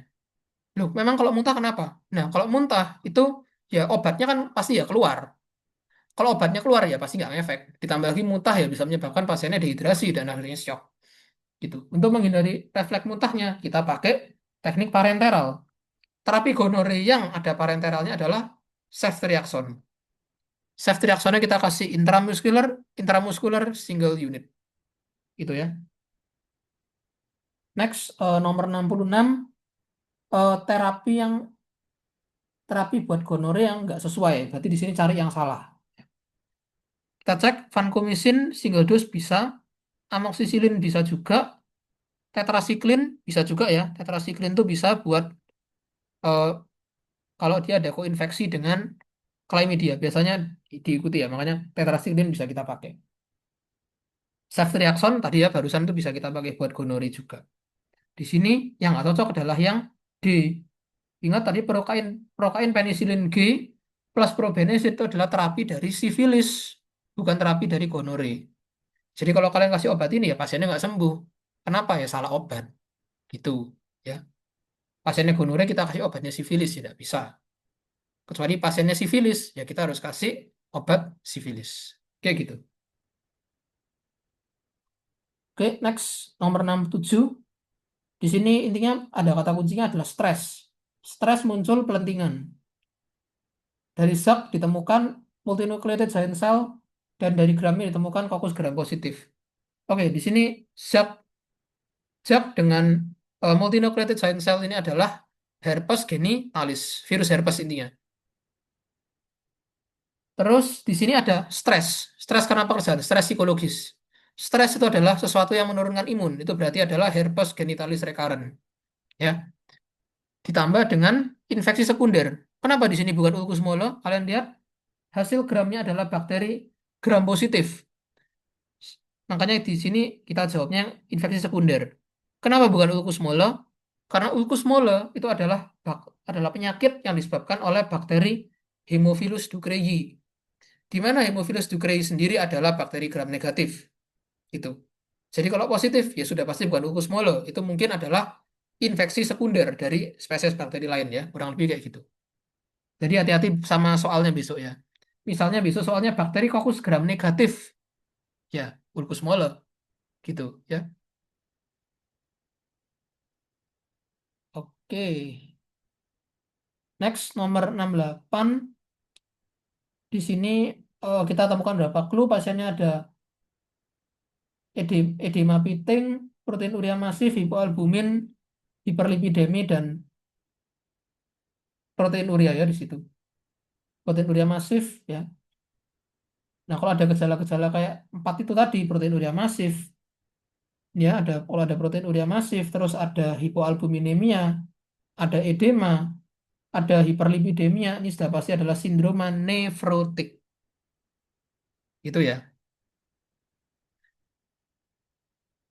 Caranya kita tahu protein urea masif gimana? Kita bisa pakai kadar protein dalam darah ya, yang lebih kita bisa pakai kadar protein dalam urin di atas 3,5 gram dalam 24 jam atau juga bisa pakai dipstick. Kalau dia di atas +3 itu adalah protein urea masif. Gitu ya. Kalau hipoalbuminemia kita hitungannya pakai batas 2,5 ya. Di bawah 2,5 hipoalbumin, di atas 2,5 masih normal. Gitu ya, kira-kira. Next 69, pasiennya demam, mual muntah, nyeri punggung belakang. Oke, ini ada flank pain sama demam. Ini adalah gejala upper UTI. Upper UTI atau saluran kemih atas kemungkinannya adalah pyelonefritis pada kasus ini. Yang termasuk upper UTI itu ada dua, pyelonefritis dan uretritis. Karena di ureter, ya, ureteritis. Pyelonefritis, ureteritis itu adalah upper UTI, sedangkan lower UTI itu ada sistitis dan uretritis. Berarti radangnya yang lower itu di buli dan di uretra. Kalau yang di saluran atas itu di ginjal dan di sistem kaliksnya ginjal, pyelonefritis sama ureteritis, berarti di ureter ya. Gitu. Jadi ini pyelonefritis jawabannya. Next 70 ini sama kayak soal yang tadi ya. Nyeri hilang timbul, menjalar di testis kiri, berarti ini adalah urolithiasis atau batu ureter di sebelah kiri ya, karena sakit pinggangnya di kiri. Kalau sakit pinggangnya di kanan ya berarti dia adalah batu ureter kanan. Kalian tinggal sesuaikan aja dengan posisinya. Itu ya. 71 tadi sudah, dialisis itu CKD stadium 5 ya. Nanti kriterianya kalian bisa lihat sendiri. Intinya di bawah 15 GFR-nya. Kita lakukan dialisis. Itu ya. Next, nomor 72. Pasien dengan SLE. Di sini dikasih tahu ada hematuria. Ada hematuria dan hemoglobinuria. Kenapa bisa terjadi? Karena SLE itu bisa menyebabkan yang namanya lupus nefritis. Lupus nefritis itu kerusakan terbesarnya ada di glomerulus. Ya. Ingat tadi glomerulus berfungsi sebagai saringan. Kalau dia jebol, yang lepas itu bisa eritrosit. Karena eritrositnya itu melewati celah-celah di glomerulus, ya bentuk eritrositnya nggak akan bulat, tapi dia bentuknya namanya dysmorphic, ya, yang C. Ditambah lagi kalau pada SLE itu bisa saja ada namanya silinder eritrosit atau tumpukan eritrosit, ya gampangannya gitu. Next, nomor 73. Intinya ini ada pasien UTI, saluran kemih. Dia nyer pasien ini tapi juga selain UTI dia juga minum antasida untuk meredakan asam lambungnya dia. Antibiotik apa yang bisa jadi pilihan ya dengan mempertimbangkan pasien ini juga ada alergi penisilin ya. Setelah penisilin dia hipotensi urtikaria sesak, berarti ini anafilaksis. Kalau dia ada anafilaksis dengan penisilin, kita tidak boleh pakai obat-obatan yang sejenis dengan penisilin. Apa aja yang sejenis dengan penisilin? Yaitu cefalosporin, otomatis C dan D nggak bisa kita pakai. Karena kita akan takut ada yang namanya cross reaction alergi. Dia alergi penisilin, kita kasih cefalosporin. Tubuh mengenali bahwa dua benda ini kembar. Akibatnya sama-sama diserang, terjadi reaksi alergi dan inflamasi yang hebat. Terus kalau eritromisin kenapa nggak bisa kita pakai? Karena dia tidak sesuai dengan indikasi UTI. Ya. Eritromisin itu biasa kita pakai buat IMS, infeksi menular seksual ya. Misalnya ulcus mola itu kita pakai eritromisin betul. Tapi kalau ISK kita nggak pakai asitromisin. Eritromisin pun enggak ya. Gitu. Terus ciprofloxacin di sini nggak bisa kita kasih karena ciprofloxacin harus teraktivasi dalam suasana asam. Gitu. Kalau pasien minum antasida, nanti asam lambungnya netral. Nanti ciprofloxacinnya tidak akan efektif kerjanya. Jadi di sini yang paling tidak terganggu adalah cotrimoxazole ya, yang E. Cotrimoxazole kalian ingat rumusnya adalah 5S1T, bukan 5S1R ya. 5S1R mas slogan kita itu. 5S1T. Yaitu sulfamethoxazolnya 5, trimetofilmnya 1. Biasanya regimennya paling sering itu ada yang 800 tambah 160, sorry 800 tambah 160 atau juga bisa 400 tambah 80. Ini semuanya dalam miligram ya. Tuh. S-nya ini sulfamethoxazole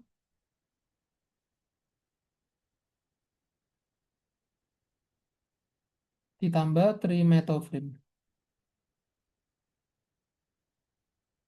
Sulfanya 5, trimetofilmnya 1.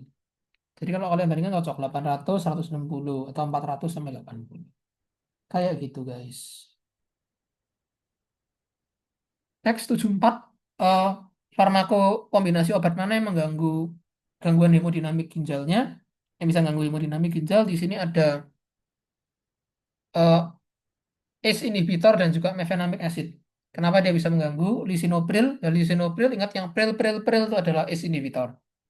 ACE inhibitor itu menghambat pembentukan angiotensin 2. Ya pasti ya, karena dia kan ACE angiotensin converting enzyme. Dia mengubah angiotensin 1 jadi angiotensin 2. Kalau kita kasih ACE inhibitor, angiotensin 2-nya turun. Angiotensin 2-nya turun, dia bisa menyebabkan vasodilatasi arterial eferen. Apa yang terjadi kalau arterial eferennya tervasodilatasi atau dia melebar? Akibatnya tekanan glomerulusnya menurun, glomerular filtration rate-nya juga akan menurun. Kayak gitu. Ya. Asam mefenamat itu adalah COX inhibitor. Ingat tadi aku sebut prostaglandin ya. Dia berarti menurunkan kadar prostaglandin. Kalau prostaglandinnya turun, terjadi vasokonstriksi aferen. Renal blood flow-nya turun, GFR-nya turun. Ya. Dua obat tadi itu bisa sama-sama memperberat terjadinya penurunan GFR. That's why kita tidak boleh kombinasi ACE inhibitor dan NSAID secara langsung. Ya, terutama yang COX inhibitor. Itu. Oke. Ya, ini berhubungan dengan kasus klinis ya. Misalnya ada pasien eh, bapak-bapak ya, misalnya dia suka main tenis gitu ya, olahraga, dia cedera lutut ya, mungkin aja dia olahraga lari-lari cedera lutut, ya kita pasti pasti pasti buat cedera lututnya kita obati dengan NSAID, pasti kita kasih NSAID untuk meredakan nyeri lututnya. Tapi bapak ini juga punya hipertensi. Nah, hipertensinya nggak boleh kita kasih yang ACE inhibitor. Kita kasih anti hipertensi selain ACE inhibitor. Ya tergantung nanti dari bapaknya. Bapaknya punya sosok ya jangan kasih propranolol. Kalian bisa kasih bisoprolol, kalian bisa kasih CA channel blocker dan sebagainya. Kayak gitu ya. Nah, kalau diterapkan ke kasus yang lain ya, gitu. Cuman kalau pada masalah ginjal biasanya lebih aman kita kasih kombinasi dengan eh, kalsium channel blocker, amlodipin. Itu nifedipin itu relatif aman. karena mereka tidak main, karena mereka nggak main di era sistem, mereka cuma main di sistem vasodilatasi arteri yang sistemik, kayak gitu. Next 75, eh, intinya laki-laki berhubungan seksual dengan PSK. Ngapain mas kok berhubungan BISK? What are you doing bro? Ya, di sini si prianya, si laki-laki yang habis melakukan tindakan seksual itu ada bullhead cleft ya. Di sini diagnosisnya uretritis gonorrhea. Nah, uretritis gonorrhea itu sering koinfeksi dengan chlamydia ya. Tadi yang seperti aku sudah sebutin tadi ya. Makanya kalau kita ngobati, obati gonorrhea-nya, obati chlamydia-nya juga. Itu ya. Next nomor 76, intinya pasien dari negara Sudan. Sudan itu biasanya banyaknya skistosoma, kalau nggak hematobium, skistosoma mansoni ya. Biasanya dua itu. Kita lihat dia telurnya oval. Oval ada terminal spine, berarti itu adalah skistosoma hematobium ya. Gitu. Ciri-ciri yang lain bisa kalian lihat sendiri nanti. Next, di sini transport aktif. Transport aktif ya berarti perpindahan eh, partikel dari konsentrasi rendah ke konsentrasi yang tinggi. Dia melawan gradien konsentrasi, itu sebabnya transport aktif itu memerlukan ATP atau energi. Like that. Next, nomor 78. Cara mengambil urin yang salah dari kultur urin. Gimana? Di sini kita kalau kita mau tahu yang salah, berarti kita harus tahu yang benar. Gimana cara ngambil sampel urin yang benar buat kultur? Di sini tabungnya harus steril, harus dikirimnya dalam suhu 4 derajat Celcius, urinnya harus midstream, dan dikirim dalam suhu ruang kalau di bawah 2 jam ya. Jadi A, B, C, D itu betul. Di sini yang salah adalah urin ditampung 24 jam. Enggak ya. Kalau untuk kultur urin, urinnya adalah urin sesaat dan pancar tengah. Urin 24 jam kita pakai buat periksa kreatinin dan GFR. Ingat itu. Next 79, gangguan disfungsi ereksi organik kecuali. Berarti kita cari yang bukan organik. Di sini adalah yang B, depresi. Karena depresi adalah gangguan disfungsi ereksi psikogenik. Gitu. Next, pria dia nyeri pinggang kiri, ya, menjalar sampai ke testis. Kira-kira nervusnya adalah nervus iloinguinalis ya, yang menyebabkan adanya revert pain atau nyeri alih. Tuh.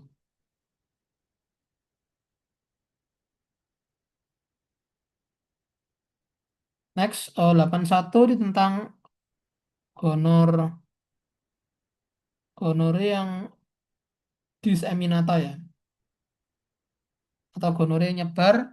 Itu salah satu komplikasinya adalah artritis dermatitis sindrom, berarti di sini terjadi dermatitis. Ya. Nomor 82, di sini intinya ada anak habis minum steroid, dia kambuh 8 kali dalam setahun. Ini untuk menentukan kambuh sering atau kambuh jarang, kita mesti ingat kriteria ini ya. Kriterianya pada anak sama dewasa itu ya kurang lebih mirip ya, cuman ada yang beda sedikit nanti. Oke, kalau pada anak kita lihat dulu periode setengah tahun pas 1 tahun. Di ini sebutnya setahun, berarti kita lihat di tabel yang periode setahun yang bawah. Dikatakan kambuh sering kalau kambuhnya atau kumatnya itu di atas atau 3 kali ke atas ya, lebih dari sama dengan 3 kali dia disebut kambuh sering. Kurang dari 3 kali disebut kambuh jarang. Ya. Dia dalam setahun 8 kali, ini sudah jauh di atas 3. Ya sudah, berarti ini adalah sindroma nefrotik kambuh sering. Gitu ya. I guess it's easy. Next, nomor 83. Anak usia 10 tahun dengan laju dengan GFR-nya 15. Ya. Apa terapi yang sesuai? Ingat, ini adalah kondisi emergency karena glomerulusnya turun. Di sini pertolongan pertama untuk eh, hipertensi anak adalah CACB, calcium channel blocker. Contohnya apa? Nifedipin. Kenapa kita pilih calcium channel blocker? Satu, karena karena efek vasodilatasinya poten. Yang kedua, kita pilih CA channel blocker karena obat itu tidak meracuni ginjal. Karena dia tidak bekerja pada RA sistem. Ya, di mana arteriol aferen dan eferen pasti nggak akan terpengaruh oleh CACB. Like that dulu. Next, nomor 84. Intinya pasien diabetes mellitus kurang gizi ya. Kreatinin serumnya rendah, kenapa? Karena malnutrisi. Ingat, kreatinin itu adalah protein yang dihasilkan dari otot. Otomatis orang-orang yang malnutrisi, badannya keceng-keceng, hati-hati kreatininnya bisa false negatif, false low. Ya. Jadi kalau misalnya ada nenek-nenek ya, ada nenek-nenek, badannya keceng ya kayak kurang makan gitu, kita periksa kreatininnya rendah. Bisa rendah, padahal dia gagal ginjal, bisa. Ya. Jadi kreatinin itu tidak terlalu ideal ya. Jadi kita mesti hati-hati dalam memakai. Mesti lihat gejala klinis yang lain juga ya. Oke. Sebaliknya juga personal trainernya gym, habisnya dia nge-gym, kita periksa kreatininnya ya pasti bisa naik juga. Kenapa? Karena kreatinin itu sangat dipengaruhi oleh dinamika otot dan juga kadar protein yang kita makan. Orang yang suka makan daging, kreatininnya pasti relatif lebih tinggi daripada yang tidak pernah makan daging. Itu, bro. Next, 85. Benang yang digunakan buat sirkumsisi, plain catgut 40. Ingat waktu Taramed Sirkum. Ya. Ini Taramed Sirkum semua sudah dapat kan? Masa ada yang belum? Sudah semua ya. Kalau sudah semua pasti sudah tahu. Intinya setiap Taramed perhatikan alat-alatnya. Ya, karena bisa aja ditanya. Supaya kalian bisa. Oke. Next, nomor 86. Lapisan yang harus ditembus untuk anestesi lokal ada tiga. Kulit, fascia dartos, fascia buccal. Ya, udah gampang kalau itu. Poker of Gold, apa yang dilihat ya kalau untuk jawab soal kayak gini, buat jawab soal yang seperti ini kita mesti tahu apa rumus dari Poker of Gold. Ingat rumusnya tadi adalah 140 dikurangi usia dikali berat badan dibagi 72 dikalikan serum kreatinin dikalikan konstanta jenis kelamin. Berarti apa yang mempengaruhi? Yang mempengaruhi dari Poker of Gold yang pertama ada usia, yang kedua ada berat badan, yang ketiga ada serum kreatinin, yang keempat ada jenis kelamin. Berarti dari pilihan yang cocok di sini adalah yang berat badan. B. Itu ya. Next, nomor 88, biopsi buli. Ada radang kronis dan ada metaplasia. Radang kronis buli, sistitis kronis. Itu ya. Next, nomor 89. Ini ada ibu hamil, dia minum antasida, tapi antibiotiknya gagal. Nah, dalam kasus ini kemungkinan karena antibiotiknya nggak tepat. Ya. Bukan resistensi. Kenapa nggak tepat? Karena ingat di situ kata kuncinya adalah antasida. Kalau antasida adalah obat yang cara kerjanya menetralkan asam lambung, di mana lambungnya nanti menjadi lebih basah. Apa solusinya? Kita pilih obat yang tidak membutuhkan asam dalam aktivasi. Gitu ya, cara kerjanya. Next, nomor 90. Di sini ada pasien yang bengkak, ada pasien bengkak dan mesti transfusi albumin. Berarti ini nefrotiknya lagi kambuh ya. Kambuh ketika dosis prednison diturunkan. Berarti ini adalah nefrotik sindrom yang steroid dependent. Karena begitu steroidnya kita turunkan, dia kumat. Terus apa solusinya di sini? Solusinya, ketika kita turunkan steroidnya, kita kasih imunosupresan atau namanya imunomodulator kayak calcineurin inhibitor. Contohnya apa? Siklosporin. Jadi steroidnya kita turunkan, dosisnya kita kurangi. Yang kita tambahkan adalah siklosporin. Ada tablet siklosporin. Nanti kalian cari aja di Google gambarnya. Jadi kita kasih sparing agent untuk menggantikan fungsi steroidnya. Tujuannya apa nefrotiknya? Kenapa kenapa kok mesti ada steroid atau ada imunosupresan? Karena nefrotik sindrom itu terjadi karena kebocoran glomerulus yang biasanya penyebabnya adalah inflamasi atau penyakit autoimun. Jadi tugas kita yang utama adalah kita tekan dulu inflamasinya. Sembari kita tekan inflamasinya, kita bisa koreksi albuminnya dengan transfusi albumin, koreksi cairan dengan diuretik. Itu ya. 91. Di sini ada di blokokus gram negatif intraseluler dan ekstraseluler ini adalah ciri khas dari Neisseria gonorrhoeae. Berarti ini adalah gonorrhea urethritis. Ya, gampang 91. Next on nomor 92. Di sini nomor 92 ada pasien dengan hematuria. Di sini CT scan-nya ada. Ya, kita lihat eh, ini CT scan ya. Ciri-cirinya CT scan apa? Tulangnya warna putih. Ini adalah ciri-ciri daripada CT scan. Kalau kita lihat di sini ada massa pada ginjal kanan. Berarti ini adalah renal tumor dextra. Di mana itu adalah RCC atau renal cell carcinoma. Next, nomor 93. Struktur yang terletak paling posterior dalam hilum renalis. Ingat urutan struktur dari hilum renalis dari anterior ke posterior atau dari ventral ke dorsal adalah VAP, VAP.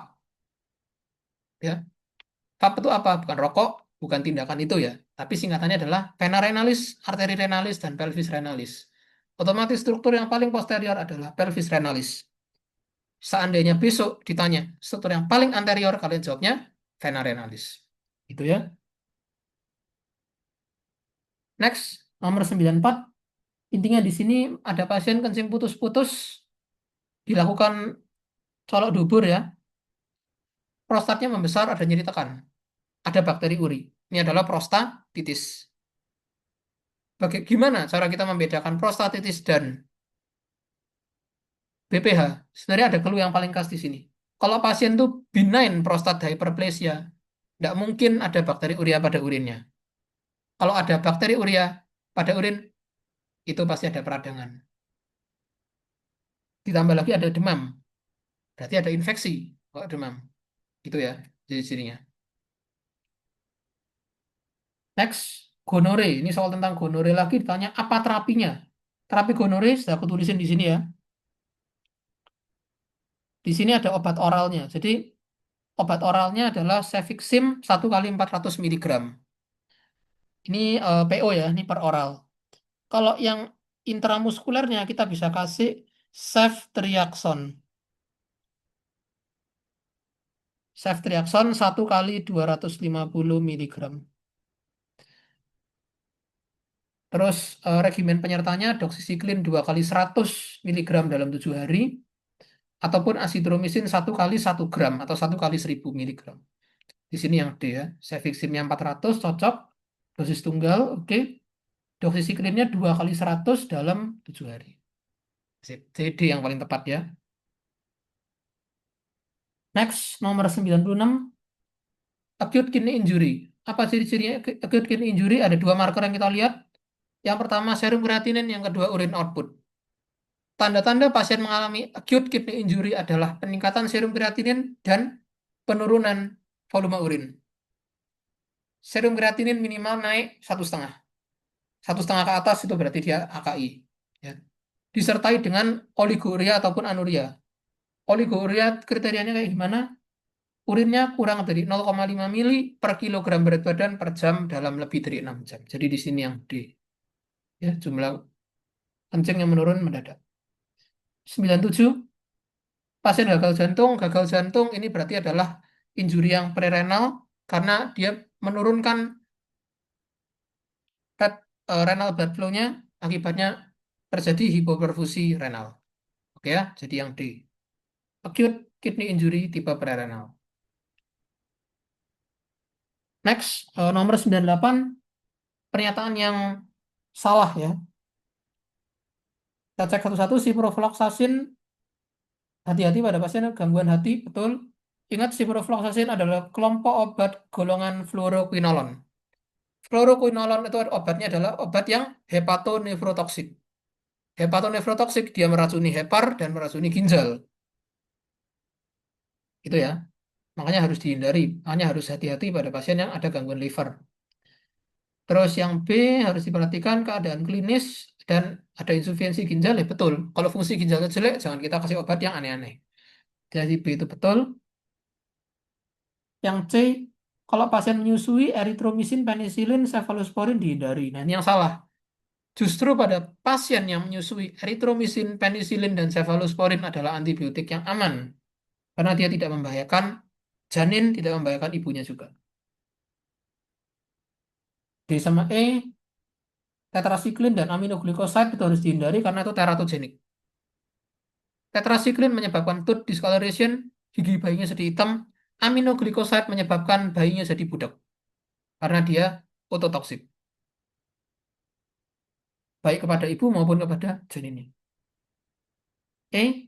Antimikroba harus pada keadaan klinis pasien dan kumannya harus dan kuman yang berperan dan sifat dari antibiotiknya. Itu yang betul. Itu betul juga ya.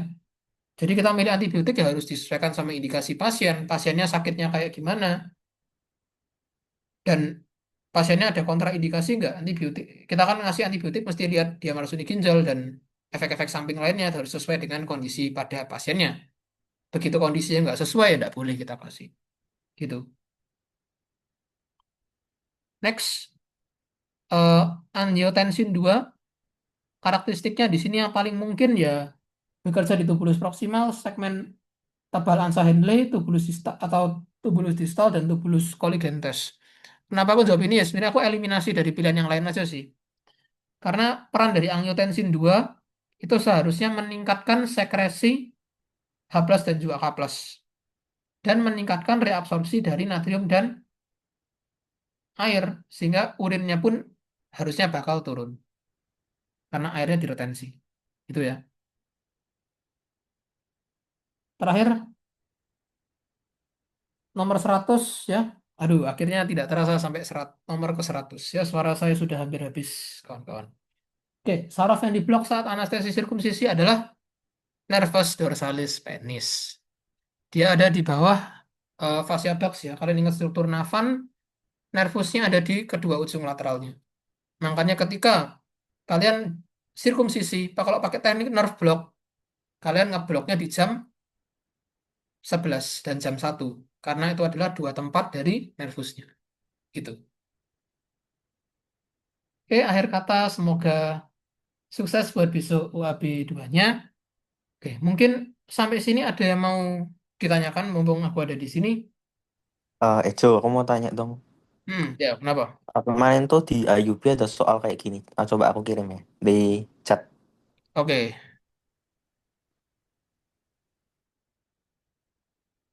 oke, aku baca dulu ya.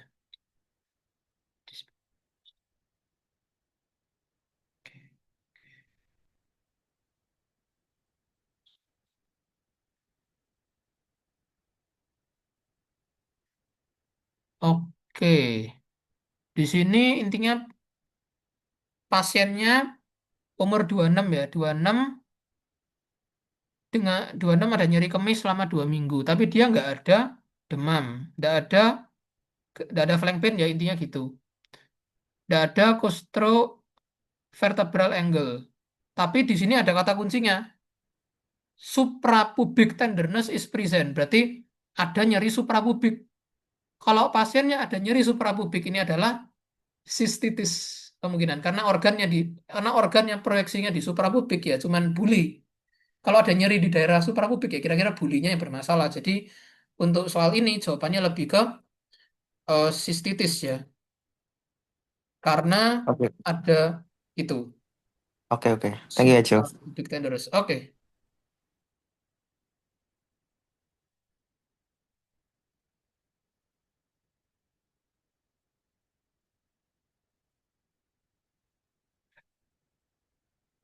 Nomor 22. Oh, oke. Kenapa nih nomor 22? Let's see.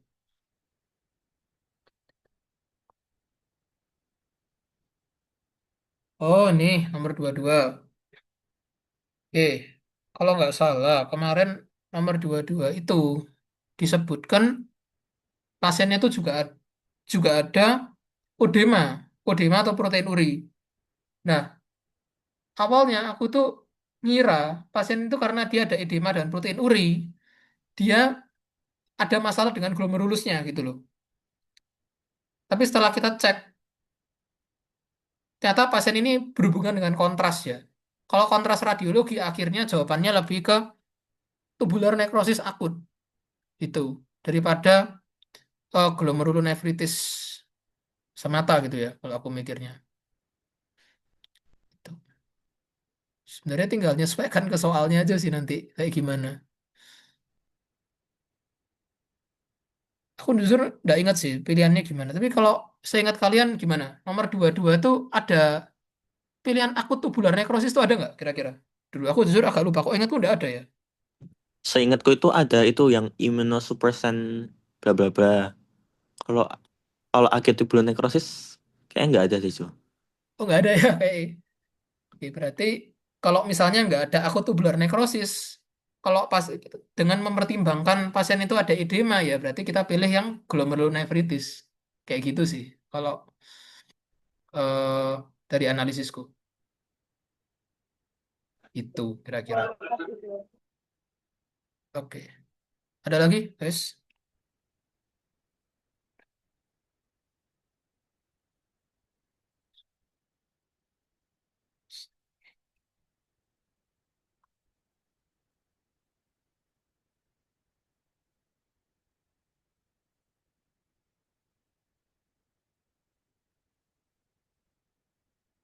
Ada lagi atau udah jelas mungkin, guys?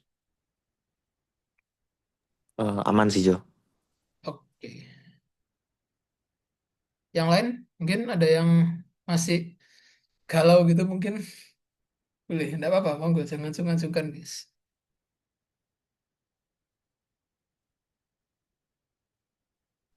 Aman, Jo. Makasih banyak, Jo. Oh, siap-siap. Ya, mungkin aku stop share dulu ya.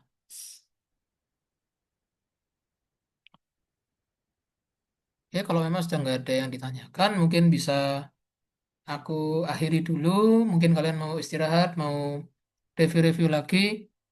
Boleh, nanti kalau ada yang bingung, silakan tanya. Boleh tanya lewat WA, lewat DM IG, lewat lain pun juga boleh. Nanti bisa mungkin aku jawab. Ya, oke, secepatnya videonya bakal aku upload dan kalau ada sesuatu juga aku kasih tahu di grup ya. Kasih guys, semoga sukses buat besok. Amin. Terima kasih ya, Jo. Thank Thank you, you. Jo. Makasih Paul, makasih.